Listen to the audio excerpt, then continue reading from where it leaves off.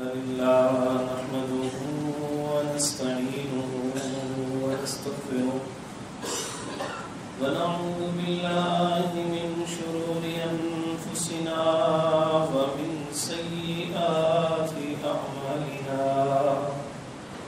من يهده الله فلا مضل له ومن يضلله فلا هادي له وأشهد أن لا إله إلا الله وحده لا شريك له وأشهد أن محمدا عبده ورسوله أما بعد فإن خير الحديث كتاب الله وخير الهدي هدي محمد صلى الله عليه وسلم وشر الأمور محدثاتها وكل محدثة بدعة وكل بدعة ضلالة وكل ضلالة في النار وأعوذ بالله من الشيطان الرجيم بسم الله الرحمن الرحيم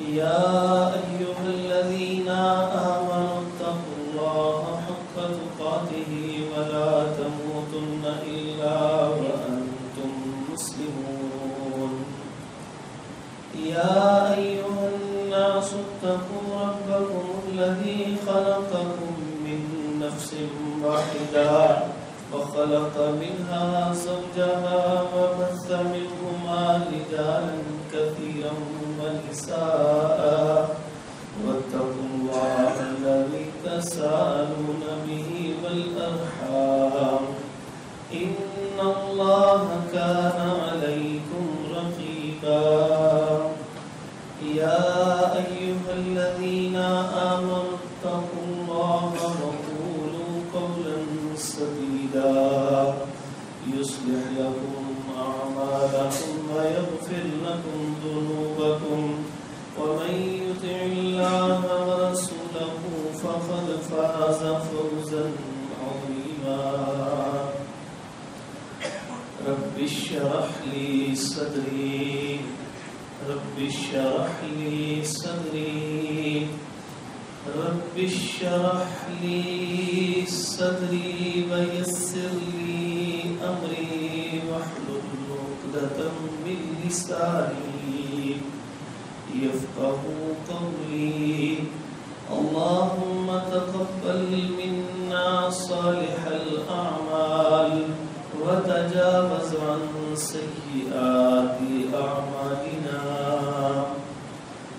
اللهم طهر قلوبنا من النفاق وأعمالنا من الرياء وألسنتنا من الكذب وأعيننا من الخيانة فإنك تعلم خائنة الأعين وما تخفي الصدور اللهم إنا نسألك علما نافعا وعملا متقبلا ورزقا طيبا واسعا سهلا عاجلا حلالا مباركا وآتنا توفيق الإنفاق مما رزقتنا وشفاء من كل داء إلى أجل مسمى قال تبارك وتعالى في كلامه المجيد فأعوذ بالله من الشيطان الرجيم بسم الله الرحمن الرحيم لتجدن أشد الناس عداوة للذين آمنوا اليهود والذين أشركوا حضرت محترم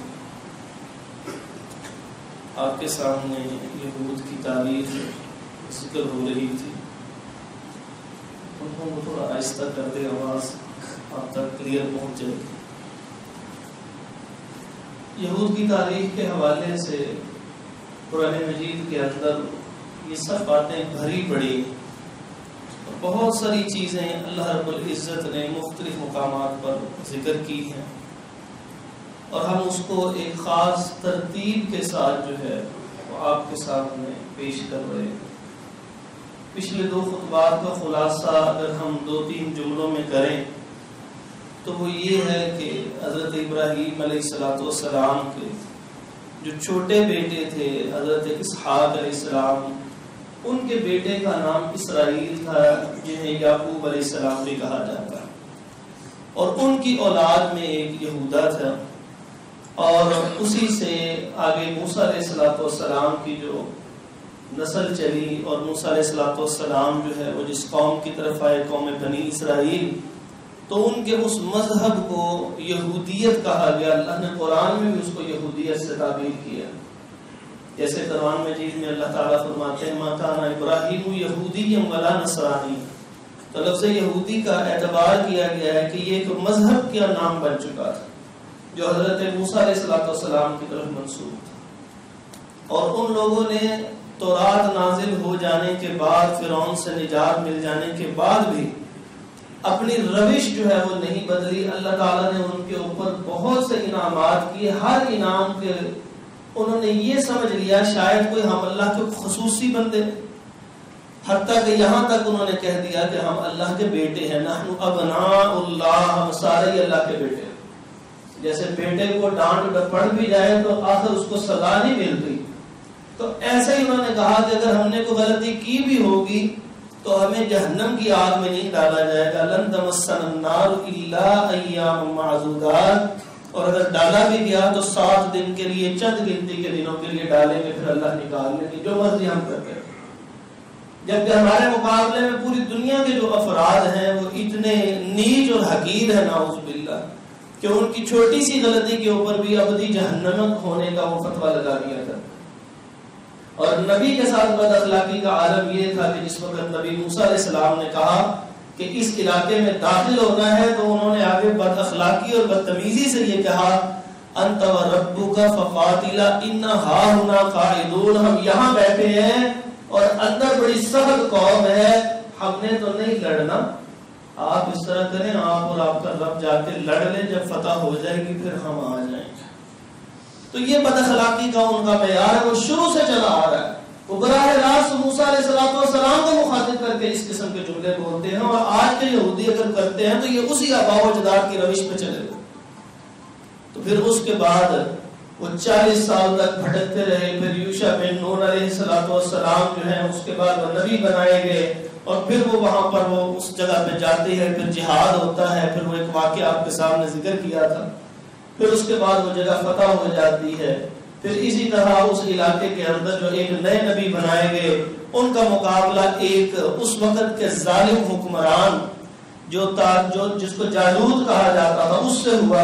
تو انہوں نے ایک عام آدمی کو، میں نے ذکر کیا قرآن مجید آخری 2 رکوع دوسرے پارے کے، اس کے اندر اللہ نے یہ سارا قصہ تفصیل سے ذکر کیا، اور میں نے بھی آپ کے سامنے پچھلے خطبے میں تفصیلات ذکر کی کہ انہوں نے ایک اپنا انداز مقرر کیا جو مالی اعتبار سے تو کم تھا لیکن جسم کے اعتبار سے بڑا قوی اور جسے، اور علم اور حکمت کے اعتبار سے بڑے کمال تھے، جن کا نام طالوت تھا۔ ان کو مقرر کیا کہ یہ آپ کے چیف آف آرمی اسٹاف ہیں، یہ آپ کے سپہ سالار ہیں۔ انہوں نے اعتراض کیا، ان کے اعتراض کو دور کرنے کے لیے کہہ دیا گیا کہ علم و حکمت کی ضرورت ہوتی ہے اور جنگوں میں قوت کی ضرورت ہوتی ہے، یہ دونوں خصوصیات ان میں ہیں۔ تو اب یہی آپ کے سربراہ ہوں گے، لیکن آپ لوگوں کی آسانی کے لیے موسیٰ علیہ السلام کی باقیات اور باقی انبیاء کی کچھ باقیات جو ہے وہ ایک تابوت میں پڑی ہوئی ہیں، وہ تابوت سے سکینہ آپ کے ساتھ چلا جائے گا۔ وہ تابوت جب ساتھ ہوتا تو وہ سمجھتے کہ ہمیں فتح مل جائے، اور اسی لشکر کے اندر وہ جو 313 افراد صرف آزمائش میں پورے اترے تھے، تو اسی لشکر کے اندر ایک عام سپاہی کی حیثیت سے اس وقت ایک آدمی تھے جن کا نام داؤد تھا، اللہ نے بعد میں ان کو نبی بنایا، داؤد علیہ السلام۔ انہوں نے آگے بڑھ کے اس جالوت کا خاتمہ کر دی، اور اس طرح وہ لشکر جو ہے وہ جو اس وقت کے سچے یہودی لوگ تھے، جو سچے لوگ تھے، جو کامیاب ہو گئے اللہ کی آزمائش کے اندر، اللہ نے ان کو فتح عطا فرما دی۔ اور پھر داؤد علیہ السلام نے اس وقت وہاں پر ایک اونچا پہاڑ تھا سہون کے نام پہ، تو جیسے میں نے عرض کیا مختلف پہاڑ ہوتے ہیں، جیسے ماؤنٹ ایورسٹ پہاڑ ہے، وہی کا ایک پہاڑ ہے، کیٹو کا پہاڑ ہے، پہاڑوں کے بھی نام ہوتے ہیں۔ تو اسی طرح صفا اور مروا بھی الگ الگ چوٹیاں اور پہاڑ ہیں، احد بھی ایک پہاڑ ہے، تو اسی طرح اس پہاڑ کا نام بھی سہون تھا. وہاں پر ایک چھاؤنی قائم کی. یہ پہلی باقاعدہ طور پر جہادی چھاؤنی تھی دنیا کی تاریخ میں، اس سے پہلے باقاعدہ جہادی چھاؤنی کبھی نہیں بنی. تو وہاں سے جس وقت وہ لشکر نکلتا اور کسی بڑے لشکر کشی کے لیے نکلتا تو ان کے ساتھ اس وقت تابوت سکینہ ہوتا، اور وہ جس وقت وہ تابوت لے کے نکلتے تو جس وقت وہ نکلتے تو پھر وہ وہاں پر فتوحات ہی فتوحات ہو جاتی، بے جگری کے ساتھ لڑتے اور کمال قسم کے ساتھ لڑتے، اور بہت بڑا علاقہ انہوں نے وہ سارے کا سارا فتح کر لیا تھا، اپنے انڈر کر لیا تھا. تو یہ وہ تصور لے کے آج بھی چلتے ہیں کہ داؤد علیہ السلام کے زمانے میں اس سہون مقام سے جو لشکر نکلتا تھا پوری دنیا پہ غالب آیا ہو. تو اس وجہ سے انہوں نے ایک تحریک کا آغاز کیا جس کو تحریک سہونیت کہا جاتا ہے، اور انگلش میں اس پہاڑ کو زائن کہا جاتا ہے. اس وجہ سے یہ زائنسٹ موومنٹ ہے جس کو تحریک سہونیت کے زائنسٹ موومنٹ کہا جاتا ہے. تو یہ وہ داؤد علیہ السلام کا تصور لے کے چلتے ہیں. اور آپ اندازہ لگائیے ان کی جو بائبل جو ہے یہ پاکستان میں بھی چھپی ہوئی ہے، اور جتنے علاقوں میں یہ بائبل چھپی ہے ہر علاقے میں دوسری بائبل سے یہ فرق ہے. اور یہاں پر یہ چھپی ہے انارکلی پریس لاہور سے 1979 کے اندر یہ پہلی بائبل یہاں پہ باقاعدہ طور پہ ترجمہ ہو کے چھپی. تو یہ اس کے اندر یہ لکھتے ہیں، یہ 309 نمبر صفحہ پہ داؤد علیہ السلام کے متعلق ایسے الفاظ ادا کرتے ہیں کہ یہ ممبر اس کا متحمل نہیں ہے، لیکن ان بدبختوں نے اپنی کتابوں کے اندر یہ لکھ دیا کہ داؤد علیہ السلام اخلاق باختگی نعوذ باللہ اس کے مرتکب ہو گئے، اور کسی عورت کو دیکھ کے اس کے اوپر فریفتہ ہو گئے اور اس کے بندے کو جہاد پہ بھیج دیا، اور بعد میں جب وہ وہاں پر ختم ہو گیا تو پھر اس کے پیچھے ان سے شادی کر لی. اور داؤد علیہ السلام کو وہ نبی تک ماننے کو تیار نہیں ہے، لیکن آج بھی جب وہ ساری تحریک اٹھاتے ہیں تو داؤد علیہ السلام پہ گھنونے الزامات لگانے کے باوجود نام لیتے ہیں تو داؤد علیہ السلام کا لیتے ہیں. تو یہ میں ذکر کر رہا ہوں یہ یہودیوں کی گندی تاریخ شروع سے لے کے اب تک آئی. اسی لیے جب علماء اور مفسرین نے وہ جو جہنم کے 7 درجات کا ذکر کیا ہے کہ اس کے اندر کس کس درجے پہ کس کس طرح کا عذاب ہوگا، تو اللہ تعالیٰ نے جو قرآن مجید میں فرمایا ان المنافقین فی الدرک الاسفل من النار، منافق جہنم کے سب سے نچلے جڑے میں ہوں گے. تو جو فرمایا کہ جو اس سے اوپر والا ہوگا علماء کا اتفاق ہے وہ یہودیوں کا ہوگا کہ انہوں نے نبیوں کو اتنی تکلیف دی اور اس طرح اللہ کے اوپر بہتان باندھے. تو اب وہ بہت بڑے علاقے کے اوپر ایک فاتح کی حیثیت رکھتے تھے، ان کے پاس تابوت سکینہ تھا جس کی وجہ سے وہ یہ سمجھتے تھے کہ اب ہمیں فتوحات ملتی ہیں. اور انبیاء کی باقیات کے متعلق ایک بات یاد رکھیے، یہ صرف انبیاء کے ساتھ ہے، کسی اور کے ساتھ خاص نہیں ہے. یہ انبیاء کی باقیات کی کیفیت یہ ہے کہ وہ باعث برکت ہوتی ہے اس قوم کے لیے. جیسے کہ محمد رسول اللہ صلی اللہ علیہ وسلم کے کچھ بال صحابہ کے پاس موجود تھے، اور جس وقت بچہ بیمار ہو جاتا تو وہ پیالے کے اندر وہ بال ڈال کے اس میں پانی بھر کے اس کے بعد اس بچے کو وہ پلایا کرتے تھے. اور عقیدہ صحابہ سے زیادہ کسی کا صاف اور پاکیزہ نہیں ہے. انبیاء کی باقیات کے ساتھ برکت کا ہونا یہ بالکل درست ہے، لیکن وہ باقیات ثابت ہو، یہ اس طرح کی باقیات نہ ہوں کہ جو صرف اور صرف نام لگا دیا جائے کہ یہ نبی کی ہے لیکن حقیقت میں وہ نبی کی نہ ہو. اب یہاں پر پاکستان کے اندر، ترکی کے ان کے میوزیم کے اندر، مصر کے میوزیم کے اندر مختلف جگہوں پہ انبیاء کی باقیات کے نام سے کچھ چیزیں لکھی بتائی جاتی ہے. حتیٰ کہ رسول اللہ صلی اللہ علیہ وسلم کا ایک بال مبارک اتنا طویل کچھ گاز بھرتا بنایا ہوا ہے کہ آپ تصور کر سکتے ہیں رسول اللہ صلی اللہ علیہ وسلم کا ایسا بال ہوگا. یہ بہت بڑا بہتان ہے. اگر تو وہ اسی طرح چلا آتا ہوتا، باسند موجود ہوتا تو وہ نبی کی باقیات کے ساتھ ایک برکت وابستہ ہوتی، لیکن اگر وہ ثابت نہیں ہے تو پھر ہم یہ نہیں کہہ سکتے وہ نبی کی باقیات ہے. تو وہ انہوں نے بھی کیا کیا، تابوت سکینہ کا ان کے ساتھ یہی تصور موجود. تو بہرحال اس کے بعد اللہ تبارک و تعالیٰ نے داؤد علیہ السلام کو اتنی بادشاہت دی، اور اس کے بعد ان کے بیٹے سلیمان علیہ السلام کو ان سے بھی بڑی بادشاہت بھی دی، اور ان سے زیادہ فہم و فراست بھی اللہ نے عطا فرما. وہ اتنے فہم و فراست والے تھے. اس کے کچھ واقعات میں نے کسی عرصے میں آپ کے سامنے ذکر بھی کیے کہ داؤد علیہ السلام نے ایک فیصلہ کیا، اپنے بیٹے ان کے بیٹے سلیمان علیہ السلام نے گزارش کی اگر اس طرح فیصلہ کر لے، تو داؤد علیہ السلام نے اسی وقت مان لیا کہ آپ درست فیصلہ کریں. تو وہ کیا کیا اللہ تعالیٰ نے عطا فرمایا تھا. سلیمان علیہ السلام کو پرندوں کی بولیاں عطا فرمائی, اور اسی طرح بڑے بڑے جو جن اور بڑے بڑے جو سرکش شیاطین تھے ان کے اوپر کنٹرول عطا فرمایا ہوا تھا سلیمان علیہ السلام. تو وہ جو کنٹرول عطا کیا تھا اس کی وجہ سے انہوں نے کیا کیا, داؤد علیہ السلام نے اپنے زمانے میں ایک تعمیر شروع کر دی عمارت کی. اور وہ تعمیر جو عمارت بہت بڑی ہوتی ہے اس کو ہیکل کہا جاتا ہے, بڑی وسیع بہت بڑی گرینڈ بلڈنگ ہیکل کہا جاتا تھا. تو انہوں نے اس کی تعمیر شروع کی. وقت آ گیا, کل نفس ذائقۃ الموت, ہر نبی کو بھی دنیا سے جانا ہے آخر. تو داؤد علیہ السلام چلے گئے, اس کے بعد ان کے بیٹے سلیمان علیہ السلام بنے, بادشاہت میں وسعت ہوئی. اللہ رب العزت نے ان کو اور چیزیں بھی عطا کی, ہواؤں پہ کنٹرول بھی عطا کر دیا جیسے آپ کے سامنے میں نے ذکر کیا, پرندوں کی بولیاں بھی عطا فرما دی, جانور اور چونٹیوں تک کی بولیاں ان کو سمجھ آ جاتی تھی, اور بڑے بڑے جنوں اور اوتاد ان کی بھی بولیاں ان کو آتی تھی. اور ان کے ماتحت جو ان کے والد صاحب نے وہ ایک بڑا سا ایک کنواں تعمیر کرنا شروع کیا تھا, اس کو دوبارہ از سر نو انہوں نے تعمیر کرنا شروع کر دیا.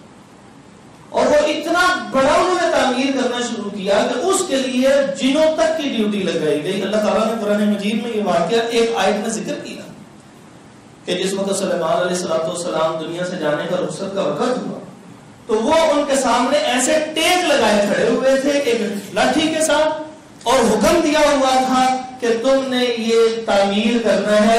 اور یہ یہاں تک آتا ہے ایک جگہ کے اوپر کہ اگر کوئی جن اور وہ جو بڑے بڑے جسموں والے اوتاد ہوتے ان میں سے اگر کوئی نافرمانی کرتا تو سلیمان علیہ السلام کے حکم پہ اس کو باندھ کے اس کو قید خانے میں ڈال دیا جاتا. تو وہ خوف زدہ رہتے تھے. یہاں پہ میں آپ کو ایک حدیث سناتا ہوں. رسول اللہ صلی اللہ علیہ وسلم, نبی پاک صلی اللہ علیہ وسلم ایک دفعہ نماز پڑھا, نماز پڑھاتے پڑھاتے تھوڑا سا پیچھے ہٹے اور ہاتھ پھر آگے کیا.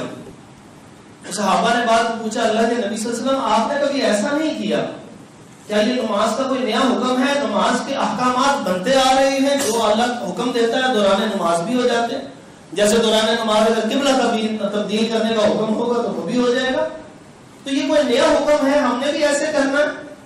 تو نبی مکرم صلی اللہ علیہ وسلم نے ارشاد فرمایا کہ وہ شیطان آیا اور اس نے آگ کا انگارہ میری طرف کرنے کی کوشش کی. تو جب وہ انگارہ قریب کیا تو میں پیچھے ہٹا اور پھر اس کو پکڑنے لگا. لیکن مجھے اسی لمحے اپنے بھائی سلیمان علیہ السلام کی دعا یاد آ گئی کہ انہوں نے کہا تھا, اے اللہ مجھے ایسی بھی بادشاہت کو عطا فرمانا کہ میرے بعد کبھی کسی کو ایسی بادشاہت نہ ملی ہو. اور سلیمان علیہ السلام کی بادشاہت میں جنوں کے اوپر بھی حکمرانی تھی. میں نے اس لیے اس کو نہیں پکڑ کے باندھ دیا, ورنہ اگر اس کو باندھ دیتا اس شیطان کو جو جن تھا تو پھر مدینے کے گلیوں کے بچے آتے پھر اس کے ساتھ کھیلتے. تو یہاں سے ایک اور مسئلہ بھی تھوڑا سا پتہ لگا. ایک تو سلیمان علیہ السلام کی عظیمت کا پتہ لگا اور اتنی ان کی قدرت کا پتہ لگا کہ اللہ نے ان کو کیا دی تھی. اور دوسرا مسئلہ یہ معلوم ہوا کہ ہمارے ہاں یہ جو بعض علماء بھی ہے اور وہ موکل رکھ لیتے ہیں, جی میرے پاس جن ہے. نبی مکرم صلی اللہ علیہ وسلم نے تو قابو نہیں کیا, یہ بندہ کیا نبی صلی اللہ علیہ وسلم سے بھی بڑھ گیا جس نے جن قابو کیے؟ یہ جو موکل کے نام کے اوپر اس نے رکھا ہوا ہے, آپ تصور کر رہے ہیں, بات سمجھ رہے ہیں کہ نبی مکرم صلی اللہ علیہ وسلم نے اس کو باندھا نہیں ہے, اس کو پابند نہیں کیا. اور ہمارے افراد اٹھ کے کہہ دیں, یہ پیر فقیر آستانوں پہ کہہ دیں, کیا یہ نبی مکرم صلی اللہ علیہ وسلم سے, سرکار دو عالم صلی اللہ علیہ وسلم سے بڑے ہیں؟ کسی کی کوئی حیثیت نہیں. مجھ سمیت ہر بندہ نبی مکرم صلی اللہ علیہ وسلم کی جوتی کی خاک برابر بھی کوئی نہیں ہے. وہ اتنی عظیم شخصیت ہے. اور اگر وہ نہیں باندھ رہے تو پھر اگر کوئی کہے کہ میں نے اپنے پاس جن قابو کیے میں ہیں, تو اگر اس نے کیے ہیں تو پھر اس نے گناہ کبیرہ کیا ہوا. اور اگر اس کے ماتحت افراد خود اس کے کچھ کام کر دیں تو اس میں حرج نہیں ہے. لیکن معلوم کیسے ہوگا کہ حقیقت میں جن ہے کہ شیطان اس کے سامنے ظاہر ہوتا. تو لہذا اسلام نے جو اصول دیے ہیں ان اصولوں کے عین مطابق ہم کسی شخص کے متعلق یہ نہیں کہہ سکتے کہ واقعی جن اس کا کام کر کے دیتے ہیں. تو لہذا جو ظاہری شریعت ہمیں عطا کی گئی ہم اس کے پابند ہیں. ورنہ ان جنوں کا نام لینے والے بندے کسی بھی قسم کا پیٹ درد ہو جائے تب بھی جن نکال دیتے ہیں, کمر درد ہے تب بھی جن نکال دیتے ہیں, اس کو مرگی کا دورہ پڑتا ہے تب بھی اس پہ جن نکال دیتے ہیں. کبھی آپ بالکل ٹھیک ٹھاک ہو تو تجربہ کر کے دیکھ لیں, ان لوگوں میں سے کسی کے پاس چلے جائیں اور جا کے صرف اتنا کہیں کہ مجھے چکر آتے ہیں اور فلاں وقت آتے ہیں، فلاں کام کرنے سے آتے ہیں، ایسے ہی آپ صرف تجربہ کرنے کے لیے کہہ دیں، یہ تھوڑی دیر تک منہ میں کچھ پڑھنے کے بعد آپ کو بتائیں گے کہ جناب یہ جن تھا اور آپ کے اوپر آیا ہوا ہے، اگر آپ اس کو ختم کرنا چاہتے ہیں تو یہ وظیفہ کریں، ہمیں پیسے دیں، ہم یہ عمل کروا دیتے ہیں۔ یعنی ایک بندے کو مسئلہ کوئی نہیں ہے، صرف تجربہ کرنے کے لیے کر کے دیکھ لیں، وہ آپ کو معلوم ہو جائے گا یہ کتنا بڑا فراڈ ہے۔ کبھی ان میں سے کسی کے پاس کوئی گیا اور اس نے کہا نہیں جناب آپ کو کوئی مسئلہ نہیں، اور اگر یہ مسئلہ بتا رہے ہیں ہاں یا نہ میں، یہ کوئی عالم الغیب ہے؟ یہ جو ڈاکٹر بتاتے ہیں یہ تو نبض سے ناس ہوتے تھے پرانے زمانے کے ڈاکٹر، جن کو حکما کہتے تھے، اور آج کل کے وہی چیز وہ ٹیسٹ کروا کے پتا کرتے ہیں، چیز کے وجود سے دیکھ کے اس کی آئیڈینٹیفیکیشن کرنا وہ غیب دانی نہیں ہوتی۔ جیسے قرآن مجید میں آتا ہے اللہ تعالیٰ کو معلوم ہے کہ رحم مادر میں کیا ہے، تو بغیر دیکھے تو کس کو معلوم ہے؟ وہ تو اللہ رب العزت کو معلوم ہے۔ جب آپ الٹرا ساؤنڈ کرتے ہیں تو وہ تو دیکھنے کے بعد آپ اس کی تشخیص کر لیں، وہ صحیح بھی ہو سکتی ہے غلط بھی، یہ غیب دانی نہیں ہوتی۔ جیسے معلوم اللہ نے ایک ہی آیت میں ارشاد فرمایا کہ اللہ کو معلوم ہے کہ کہاں بارش نے برسنا ہے، لیکن دوسری جگہ اللہ نے یہ بھی تو فرمایا وَيُرْسِلُ الرِّيَاحَ مُبَشِّرَاتٍ کہ ہم نے جو ہوائیں بھیجی ہیں یہ خوشخبریاں سنانے والی بھیجی ہیں، تو یہ وہ ہواؤں کے دباؤ کے کم زیادہ ہونے کی وجہ سے اگر کوئی شخص یہ کہہ دے کہ اس کا ہوا کا دباؤ کم یہاں پہ جا کے اس طرح ہوگا، اس کی وجہ سے جو ہے وہ سکل ہوگا اور وہ بارش برسے گی، تو یہ تو اس نے غیب دانی نہیں کی، اس نے تو ہوا کے دباؤں کو دیکھنے کے بعد کوئی چیز کی ہے۔ یہ جس غیب کی نفی کی جا رہی ہے کہ کسی شخص کے پاس نہیں ہے، وہ بغیر اسباب کے استعمال کیے ہوئے نفی کی جا رہی ہے۔ تو بات ہم واپس لے کے آتے ہیں، سلیمان علیہ السلام کے ماتحت وہ جن تھے اور وہ ان کو سزا بھی دیتے تھے کہ اگر وہ ان کا کام نہیں کیا کرتے تھے تو وہ اس طرح ایسے ٹیک لگائے ہوئے کھڑے تھے۔ اور اللہ رب العزت نے قرآن مجید میں ارشاد فرمایا کہ وہاں پہ دابۃ الارض زمین کا کوئی کیڑا جس کو عرف عام مفسرین نے گھن کہا کہ وہ آہستہ آہستہ لگا، اور اسی حالت میں سلیمان علیہ السلام اس دنیا سے رخصت بھی ہو چکے، اور کچھ عرصے بعد اس وقت وہ تقریباً تعمیر ہو چکا تھا، وہ بہت بڑی عمارت، اس زمانے میں نہ کوئی کرین تھی نہ کوئی اور چیز تھی، اور اتنی بڑی بڑی عمارتوں کا تعمیر ہو جانا یہ کسی عام انسان کا کام تو نہیں تھا۔ اسی طرح کی طرف اللہ تعالیٰ نے اشارہ بھی کیا۔ تو یہاں پر جس وقت وہ گھن نے وہ کیڑے نے وہ کھا لی ان کی لاٹھی کو، تو اس وقت انہیں احساس ہوا کہ سلیمان علیہ السلام ہیں وہ پھر تھوڑا سا سائڈ پہ ہوئے، کیونکہ انسان جو ہے وہ جس چیز کے ساتھ سہارے سے کھڑا ہو اور وہ سہارا ختم ہو تو پھر وہ کھڑا نہیں رہ سکتا، تو جب وہ کھڑے نہیں رہے تو انہیں اندازہ ہوا کہ اللہ تعالیٰ کا حکم آ چکا ہے سلیمان علیہ السلام کے لیے، تو اس وقت انہیں احساس ہوا کہ اگر میں یہ پہلے پتہ لگ جاتا تو ہم جلدی یہ کام چھوڑ دیتے، کیونکہ سلیمان علیہ السلام کے بعد ان کی دعا کے مطابق ان سب سرکش جنوں کے اوپر کبھی کسی کا تسلط نہیں رہا، اور ان کو اندازہ تھا کہ ان کے بعد کبھی تسلط نہیں ہوگا، تو وہ بہت بڑا انہوں نے وہ جو تعمیر کیا اپنا کعبہ، اور وہ سلیمان علیہ السلام کی نسبت سے ہیکل سلیمانی کہلایا۔ یہ آج بھی اسی ہیکل سلیمانی کو تلاش کرتے، تو وہ بہت بڑا تھا۔ تو اس بہت بڑے ہیکل سلیمانی کے بن جانے کے بعد انہوں نے یہودیوں نے کہا کہ اب یہاں پہ ہم رہیں گے اور یہیں پہ ہم عبادت کریں گے، اور یہ نبیوں کی جگہ ہے، تو یہاں پر وہ رہنے لگ پڑے، حتیٰ کہ ایران کے علاقے جو آج کل کا ایران ہے اس وقت اس کو فارس کہا جاتا تھا۔ لفظ فارس کہتے ہیں فرس سے، یعنی گھوڑے کو کہتے ہیں، اور فارس ان لوگوں کو اس لیے کہا جاتا تھا، اس علاقے والوں کو ہر وقت گھوڑے کی پشت پہ سوار دوسروں کے خلاف لڑائی کرنے کے لیے تیار رہتے تھے، ہر وقت گھوڑے کی پشت پہ سوار، تو اس وجہ سے اس پورے علاقے والوں کو فارس کہا جاتا تھا۔ وہاں سے بخت نصر نامی ایک آدمی نکلا اور اس نے کیا کیا، وہ 586 قبل مسیح میں آیا، عیسیٰ علیہ السلام کے آنے سے بھی تقریباً 600 سال پہلے کی بات۔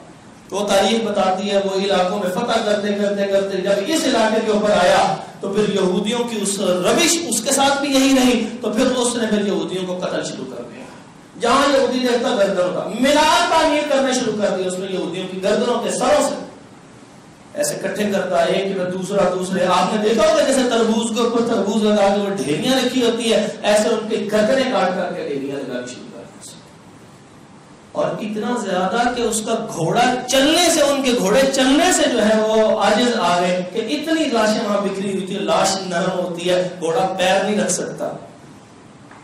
تو وہاں سے پھر وہ اس نے وہ سارے کا سارا ہیکل توڑ دیا پکڑ کے، وہ جو ہیکل سلیمانی بنایا گیا تھا وہ سارا ان کا قبلہ توڑ دیا پکڑ کے، صرف ایک دیوار وہاں پر رہ گئی تھی. تو وہ جب وہ توڑ دیا اس نے تو وہاں سے اس کو تابوت سکینہ بھی ملا. تو وہ تابوت سکینہ کو اٹھایا اور اٹھا کے لے گیا. آج تک وہ تابوت سکینہ دوبارہ نہیں ملا. اور وہاں سے یہودیوں کو بڑی تعداد میں جو باقی زندہ بچ گئے ان میں سے اکثر تعداد کو اٹھایا، باندھا اور اپنے علاقوں میں لے جا کے جیل خانوں میں بند کر دیا اور بغیر کیمپوں کی طرح ان سے کام لیتا تھا. اور اس کے دنیا سے جانے کے بعد، اس بخت نصر کے جانے کے بعد، وہاں سے وہ جو بعد کے فارسی آئے جن کو آج آپ اس علاقے کو چونکہ ایران کہتے ہیں تو میں لفظ ایران بول دیتا ہوں، حقیقت میں وہ فارس کا علاقہ تھا. تو اس علاقے میں پھر وہاں سے وہ لوگ نکلے اور ان کے سردار کے طور پہ عزرا ان کی تاریخ میں لکھا ہے، جبکہ ہمارے مطابق جناب عزیر علیہ السلام ان کے سردار کی حیثیت سے نکلے اور واپس فلسطین کے علاقے کی طرف گئے. اتنی شدت کے ساتھ نبیوں کے ساتھ ظلم کرنے کے باوجود، اتنی سزائیں ملنے کے باوجود یہودیوں کی حرکتیں یہ تھی کہ انہوں نے جو تورات ان کو ملی انہوں نے اس میں تبدیلیاں کرنی شروع کر دی. اللہ حتیٰ کہ قرآن مجید میں جگہ جگہ اللہ تعالیٰ فرماتے ہیں یحرفون الکلم عن مواضعہ، جو تورات لکھی ہوتی تھی اس کو بدل دیا کرتے تھے. اللہ تعالیٰ نے ایک جگہ حکم دیا کہ چوری کرنے والے کا ہاتھ کاٹ دیا جائے. تو جب دیکھا کہ یہ امیر آدمی ہے، یہ چودھری صاحب ہے، اگر میں نے اس کے بیٹے کا ہاتھ کاٹنے کا حکم سنا دیا تو رات سے پڑھ کے تو یہ میری بات میں گردن اتروا دے گا. تو خوف کے مارے یا اس نے کوئی اس کو رشوت دی تو اس رشوت کی وجہ سے اس نے حکم ہی بدل دیا. صبح کی چوری کا کہا جا رہا ہے تو شام کی چوری کا بتا دیا کہ جی شام کو چوری کرنے کے اوپر ہاتھ کٹے گا. اگر اس نے شام کو چوری کا کہا تو لکھ دیا نہیں وہ صبح کی چوری کے اوپر ہاتھ کٹے گا، شام کی نہیں ہوگا. جو دیکھا کہ جس نے جو غلطی کی ہے اور اس کی طرف سے مجھے سزا سے بچنے کے لیے 4 پیسے مل رہے ہیں، فرمایا یحرفون الکلم عن مواضعہ، تبدیلیاں کرنی شروع کر دیں. اب اتنی تبدیلیاں انہوں نے صدیوں سے کی ہوئی تھی، اتنی تبدیلیاں کی تھی کہ ان کو خود بھول چکا تھا کہ اصل تورات کیا ہے. اور کسی عام انسان کو تورات کو ہاتھ لگانے کی اجازت نہیں دیتے تھے. عام انسان کو تورات کو ہاتھ لگانے کی اجازت نہیں. کیوں؟ اگر عام انسان کے پاس آ جاتی تو ان میں سے تو اکثر مخلص لوگ ہوتے تھے، تو وہ کیا کرتے، وہ ان کو دیکھ کے بتا دیتے کہ تورات میں تو یہ لکھا ہے، تم کیسے بدل رہے ہو؟ تو اپنے پاس لکھی ہوئی کے اوپر ایسے دیکھ کے پڑھ کے سنا دیتے جناب یہ یہی لکھا ہوا. تو جب یہ کام انہوں نے کرنا شروع کر دیا تو اللہ تبارک و تعالیٰ نے عزیر علیہ السلام کو بھیجا، ان کو نبی بنایا. تو انہوں نے اس وقت کے بڑے بڑے یہودی علماء کو اکٹھا کیا. توجہ فرمائیے گا، یہودی علماء کو اکٹھا کرنے کے بعد ان کو کہا تورات لکھو. یہ اللہ نے وہ تورات نازل کی تھی اور اللہ نے وحی کے ذریعے عزیر علیہ السلام کو وہ تورات بتائی اور اسی وحی کے ذریعے جو تورات انہوں نے بتائی انہوں نے آگے بتانی شروع کر دی. اب جب تورات انہوں نے وہ والی ان کو لکھوائی تو ان میں سے یہودیوں نے یہ فیصلہ کیا، انہوں نے کہا نہیں ہو نہ ہو یہ صرف اللہ کو پتا تھا یا پھر اتنا بڑا راز اللہ اپنے بیٹے کو دے سکتا ہے. اس وجہ سے سورۃ توبہ کی آیت نمبر 30 میں جو آتا ہے وقالت الیہود عزیر ابن اللہ، کہ یہودی کہتے تھے عزیر علیہ السلام اللہ کے بیٹے ہیں. یہ اس وجہ سے انہوں نے ان کو اللہ کا بیٹا کہنا شروع کر دیا کہ یہ تو کسی کو تورات پتہ ہی نہیں ہے، ان کو کہاں سے پتہ لگی. حالانکہ اگر وہ یہ سمجھتے ہیں کہ اللہ اپنی وحی کے ذریعے تورات نازل کر سکتا ہے تو بعد میں کسی کو بھی بتا سکتا ہے، وہ نبی ہوگا، نبی کو وحی کے ذریعے پچھلی تورات بتا دی ہوگی. لیکن نہیں، انہوں نے تصور کر لیا، انہوں نے کہا نہیں یہ تو اللہ کا بیٹا ہی ہو گیا. تو اس طرح انہوں نے اللہ کا بیٹا ان میں سے کچھ یہودیوں نے اللہ کا بیٹا کہنا شروع کر دیا عزیر علیہ السلام. وقت گزرتا رہا، وہ لوگ ان میں شرک پھر دوبارہ آنا شروع ہو گیا. کچھ مانتے تھے اللہ ایک ہے، کچھ نے کہنا شروع کر دیا عزیر علیہ السلام اللہ کے بیٹے. اور چلتے چلتے پھر وہاں پر رومیوں نے حملہ کیا اور رومیوں نے حملہ کر کے اس علاقے کے اوپر قبضہ کر لیا. ہوا یہ کہ اس علاقے کے اندر انہوں نے جو ایک وہ بڑی جگہ تعمیر کی ہوئی تھی اس کی باقیات پھر دوبارہ تعمیر کی تھی. تو اس تعمیر کے اوپر انہوں نے چھوٹے چھوٹے حجرے بنائے، جیسے آپ یہ کمرہ دیکھ رہے ہیں ایسا کمرہ بنایا، ایک یہ کمرہ ہے، اس طرح چھوٹے چھوٹے سائڈوں پہ کمرے بنائے ہوئے تھے. اور ان کمروں کے اندر وہ اپنے بڑے بڑے علماء کو بٹھایا کرتے تھے کہ آپ یہاں پر رہیں اور یہاں پہ اللہ کی عبادت کرتے رہیں. تو اسی کے لیے یہاں پہ بہت بہت بڑے علماء صرف ان کے بیٹھ سکتے تھے اور کسی کو کمرہ میسر نہیں آتا تھا. تو اللہ تعالیٰ نے قرآن مجید کے اندر ایک سورت ذکر کی ہے، سورت البقرہ کے بعد سورت آل عمران ہے، اور وہ ایک شخص تھے عمران اور ان کی بیوی کا نام تھا حنہ. ان دونوں نے دعا کی، یا اللہ ہمیں تو بیٹا عطا فرما، ہم خالص تیرے دین کے لیے کریں گے. پھر وہ اس کمرے کے اندر بیٹھے اور تیری عبادت کرتا رہے. پھر جس وقت اللہ رب العزت نے ان کو اولاد دی نا، تو وہ بیٹی تھی. وہ کہنے لگے، حنہ کہنے لگی، اللہ تعالیٰ نے قرآن مجید میں ذکر کیا، وہ کہنے لگی وَذَاتُهَا أُنْثَىٰ، یا اللہ یہ تو بیٹی کو جنم دے دیا ہے، میں نے تو منت مانگی تھی کہ بیٹا ہوگا. اللہ تعالیٰ نے فرمایا اللہ اعلم بما وضعت، اللہ کو معلوم ہے، جس نے دیا ہے بیٹی دی ہے، اللہ تو دینے والا ہے. تو پھر بھی انہوں نے کہا کہ ٹھیک ہے یا اللہ، اگر اب بیٹی بھی ہو گئی ہے تب بھی ہم اس کو تیرے لیے خاص کر دیتے. اور اس بیٹی کا نام انہوں نے مریم علیہ السلام رکھا. آپ دیکھ رہے ہیں سارا تصور آپ کے ذہن میں بیٹھتا ہے. تو یہ مریم علیہ السلام جو ہے، پھر وہ جس وقت بڑی ہوئی تو وہ اس وقت اب ان کی کفالت کا کرنے کا کوئی سلسلہ چاہیے تھا. اس زمانے میں زکریا علیہ السلام بھی ان کے بڑے علماء میں سے تھے. انہوں نے کہا ان کی کفالت کون کرے گا؟ یہ جو بیٹی ہے یہ تو عورت ہے، یہ تو پہلی عورت ہے جو خاص ہوئی ہے اس عبادت کے لیے. تو پھر اس وقت انہوں نے کیا کیا، جس قلم سے وہ تورات لکھا کرتے تھے وہ قلم سارے کے سارے انہوں نے کہا یہ بہاؤ پانی آ رہا ہے، اس کے الٹے بہاؤ پہ ایسے ڈالتے ہیں، جو قلم واپس کو چل پڑا، یعنی پانی اگر ادھر کو آ رہا ہے قلم الٹا چل پڑا، تو پھر ہم سمجھیں گے اللہ چاہتا ہے یہی بندہ صرف مریم علیہ السلام کی کفالت کرے. اللہ نے قرآن میں یہ 2 رکوعات میں سارا واقعہ ذکر کیا. اذ یلقون اقلامهم ایہم یکفل مریم، کہ وہ کلمے ڈال رہے تھے، دیکھ رہے تھے کہ مریم علیہ السلام کی کفالت کے لیے الہامی فیصلہ کہاں سے آتا ہے. تو جس وقت انہوں نے کلمے ڈالی تو زکریا علیہ السلام کی قلم رک گئی وہیں پہ اور باقی بہتے آگے چلی گئی. انہوں نے کہا یہ اللہ کا فیصلہ ہے کہ مریم علیہ السلام کی جو کفالت کریں گے ان کے خادم زکریا علیہ السلام کریں. اب وہ ان کو کھانا دینے اندر جاتے، وہ اندر بیٹھی عبادت کرتی، وہ بڑی ہو چکی تھی. ایک دن اندر داخل ہوئے تو وہاں جا کے دیکھا کہ یہ موسم نہیں ہے جی، وہ غریب پھل کہاں سے پڑے ہوئے. انہوں نے کہا کہ اے مریم یہ کہاں سے آئے ہیں پھل، انا لکی ہذا، یہ کہاں سے آئے ہیں؟ انہوں نے کہا وہ من عند اللہ، اللہ تعالیٰ کی طرف سے آئے ہیں. معلوم تو تھا کہ اللہ رب العزت کر سکتا ہے، لیکن ایک لمحے میں وہ دیکھ کے جو سوال کیا اور ساتھ ہی ایمان کی وہ کیفیت ہوئی.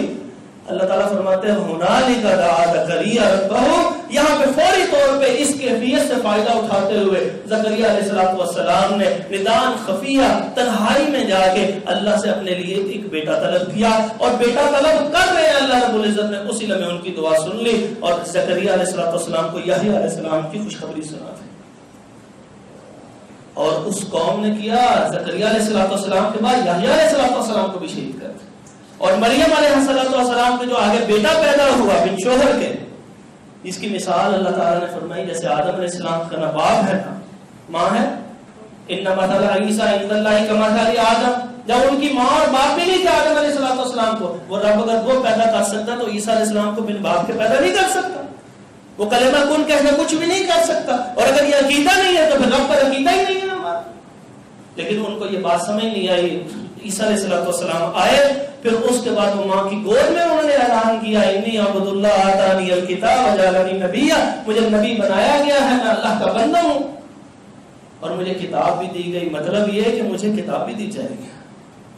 اور پھر جس وقت ان کو جا کے سمجھانا شروع کیا، عجیب و غریب معجزات ان کو دے دیے. کیسا معجزہ دیا؟ عیسیٰ علیہ السلام ان کو بتا دیتے آنے والے کو یہ تم کھا کے آئے، یہ رکھ کے آئے اور رات کو کھانے کے لیے. میں تو تنہا کھا کے آیا ہوں، یہ کس کو پتہ؟ اس سے تو آپ کو پتہ لگ گیا.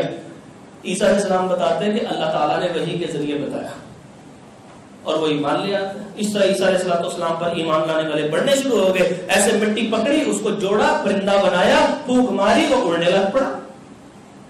اور اسی طرح کسی بھی اندھے کے اوپر ایسے ہاتھ پھیرا آنکھوں پہ، اللہ تعالیٰ نے اس کو بینائی دے دی. مردہ ہے، مردے کو کہا قم باذن اللہ، اللہ کے حکم سے کھڑا ہو جائے، وہ کھڑے ہو گئے.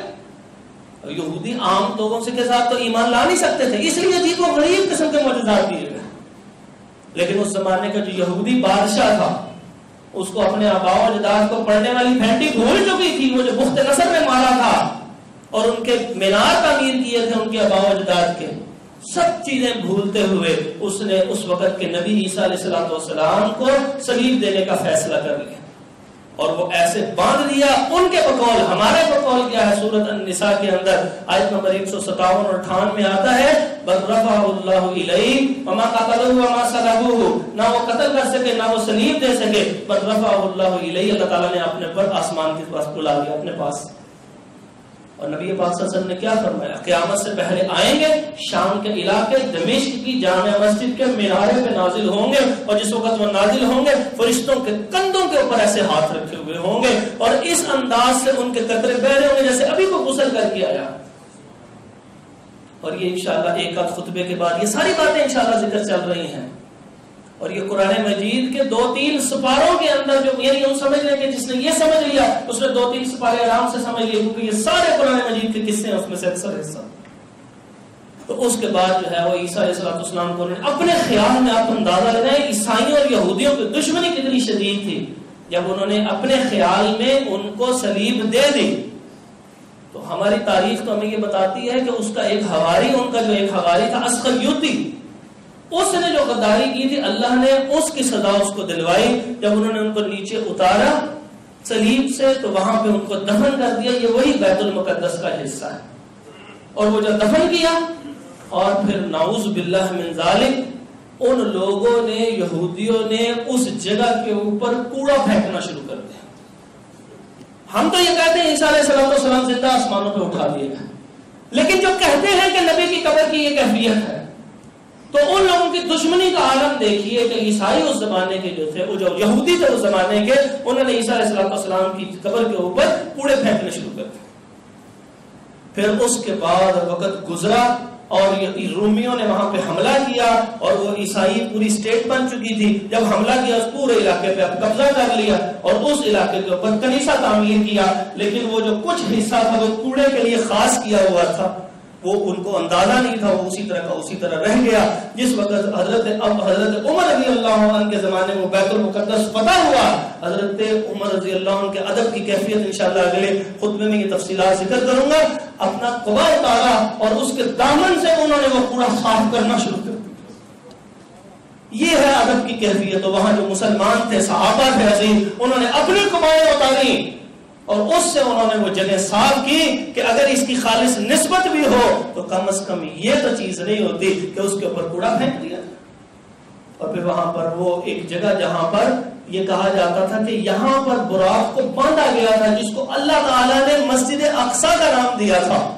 ابھی وہاں پہ کوئی مسجد نہیں تھی، لیکن اللہ تعالیٰ نے مسجد اقصیٰ کا نام دیا تھا. وہ ایک دیوار باقی بچی ہوئی تھی، وہ ہیکل سلیمانی کی، اس سے باندھا تھا براق کو. تو اس جگہ کے اوپر وہاں پر حضرت عمر رضی اللہ تعالیٰ کے حکم پر ایک مسجد تعمیر کی گئی، اس کا نام مسجد اقصیٰ ہے. یہ جو آپ کو گولڈن کلر کا وہ جو گنبد سا نظر آتا ہے وہ قبۃ الصخرا، اس کی کہانی بھی انشاءاللہ تاریخ کے جھلکوں سے آپ کو سنائیں گے، اگلی دفعہ میں وہ آ جائے گی. تو وہ کس نے تعمیر کیا انشاءاللہ وہ بعد میں ذکر کریں گے. یہ تھی وہ مسجد اقصیٰ کہ جو تعمیر بعد میں ہوئی، رب نے نام پہلے لے دیا ہوا تھا اور فرمایا کہ یہاں پر نماز پڑھنا 250 عام مساجد کی نماز سے بہتر ہے. تو 500 والی ایک روایت ہے وہ درست نہیں ہے، 250 والی درست روایت موجود ہے. تو اب یہاں پہ اس کی اہمیت کا اندازہ لگائے کہ یہ ہمارا پہلا قبلہ تھا. اللہ رب العزت نے عافیت دی اور موقع دیا تو انشاءاللہ آپ کے سامنے یہ 2-3 خطبات میں آخر قیامت تک کے واقعات جو نبی صلی اللہ علیہ وسلم نے ذکر کیے ہیں وہ بھی اسی طرح ذکر کر دیے جائیں گے. اقول قولی ھذا استغفر اللہ لی ولکم ولجميع